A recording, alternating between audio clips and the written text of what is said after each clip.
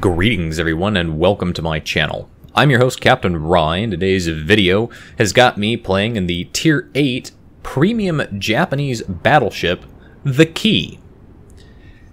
And the key to victory in this game is going to be paying attention to the minimap. As the battle gets underway, it's a Tier 10 maximum battle. I am bottom tier. I am the only Tier 8 battleship on my team. It's Warrior's Path, it's Domination Match Mode. I've spawned closest to the A cap point, and so that's where I'm going to go. Now the Key is effectively just the Amagi, except it's got torpedoes. It also has weaker armor, if you will, in the respect that it has much more of a broad, flat side to have shells penetrate. So you do have to be careful when you're playing this ship not to overexpose yourself too much. However, the ship, when handled very well and angled, can be a significant threat, even to Tier 10 ships, as we will see in this game. Now, my team has decided that we are going to go ahead and concentrate on the A cap point and the B cap point. And as you can see, the team basically moving that direction. Now, the first enemy ship has been spotted making a rush to the B cap point, as my team manages to get themselves on the B cap point pretty early on and start capping it.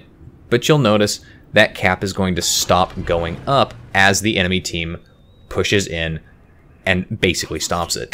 Pop my scout spotter here to get some additional range, as well as to get some better top-down view looking and seeing what's over there. Now, the enemy team, a very important couple of ships have just popped up. Those are two very dangerous destroyers, the Gearing and the Yugamo. Don't want to push up and deal with those destroyers.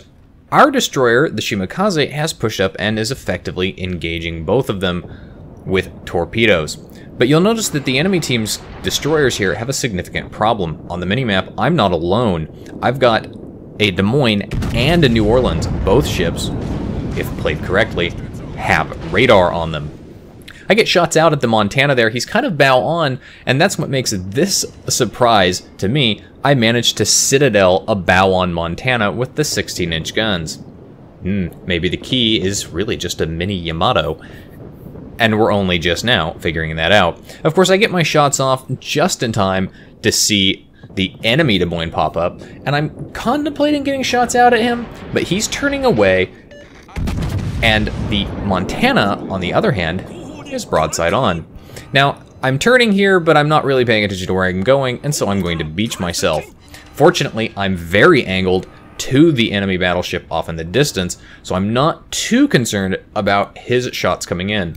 It also appears that he seems to be concentrated on shooting the Shimakaze, which makes sense. It is a bigger threat. However, the Des Moines does get shots off at me, but you'll notice I've dropped off detectability. In this particular case, if you find yourself in a situation like this, you're not in a position where you want to fire. I'm still backing off the island. I'm not really in a position where I want to fire, but now that the Des Moines is distracted by other ships, it gives me an opportunity to go ahead and get shots off there. Before my shots reload from those turrets, I'm going to drop off detectability anyway. Shimakaze manages to break contact. He gets away there and he does a very smart thing, and that is he's basically just run away into the back. He's going to reassess the situation and come back. Enemy Zhao up there pushing over towards the A cap point. Enemy teams in the process of capping C uncontested and unmolested, but they have lost a destroyer, so at the very least my team is currently up on points.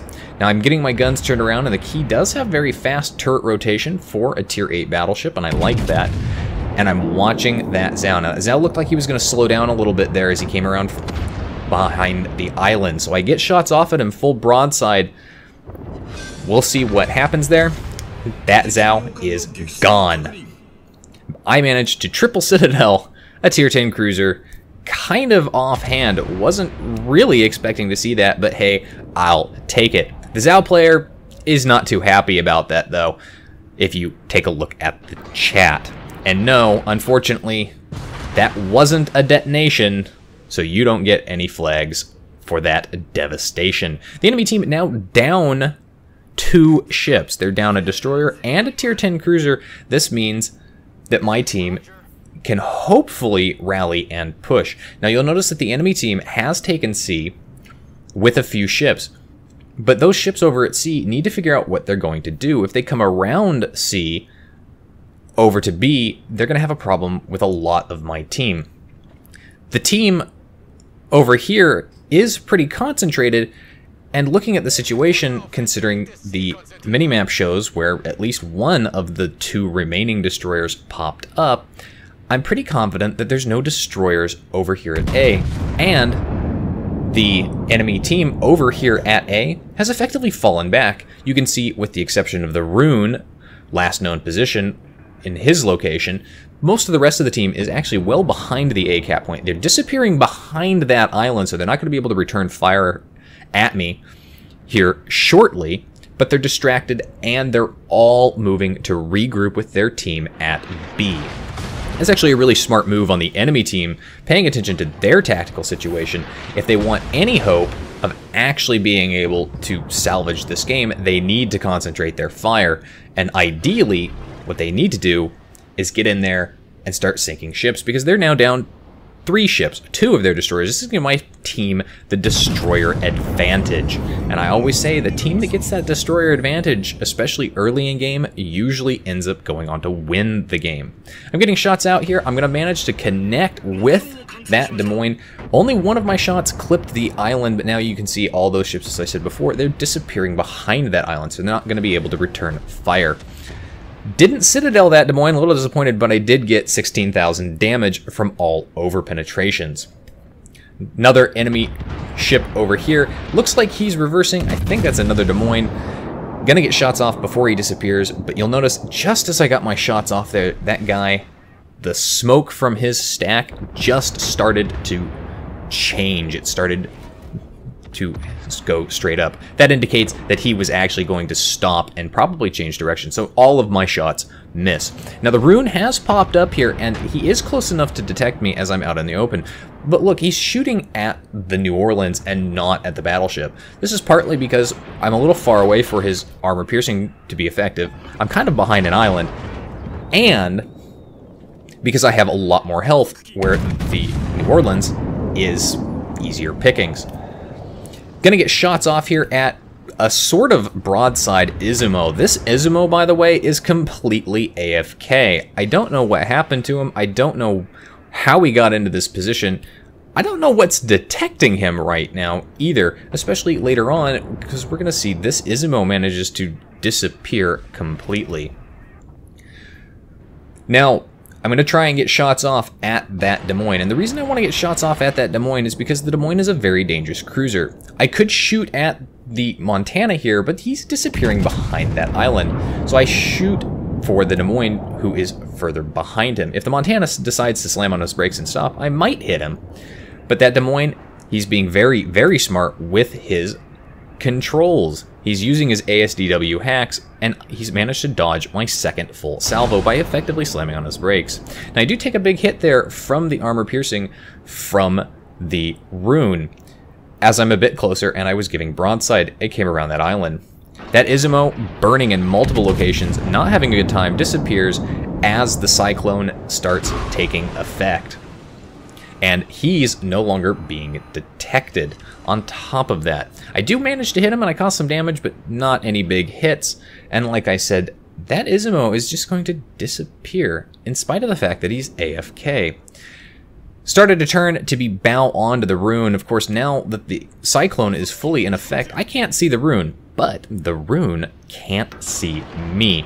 This means I can go ahead and basically engage however I want. By the time the Rune actually does see me, it also means that he and I are nearly in each other's torpedo range.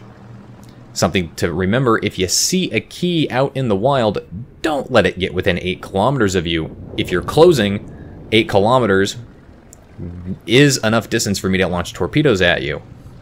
Because by the time my torpedoes get to their 6 kilometer range, you'll have closed that distance.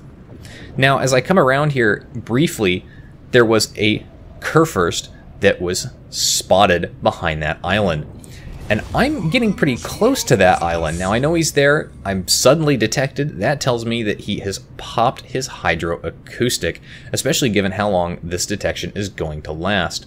I'm kind of hoping that somebody will spot him again, and they do, so I can see where he's going. I get torpedoes off. He's within torpedo range here, but of course I fire them off. He's got hydro up.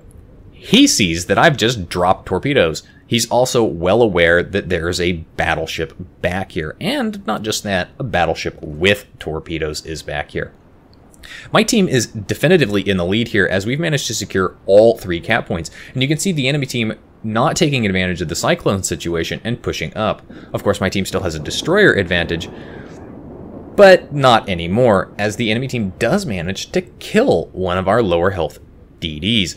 This means that they could really push using their battleships and their radar advantage to get over here and start trying to counter. Start taking those caps back, start killing ships.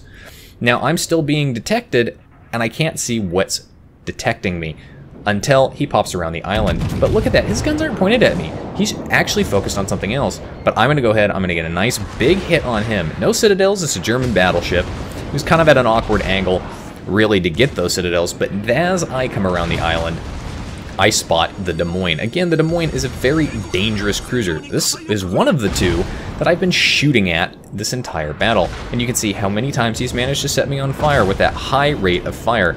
But look at it, he's firing high explosive at me, and he's giving me a near broadside. Plus, I'm close enough that I can actually torpedo him. And yes, my torpedoes are reloaded.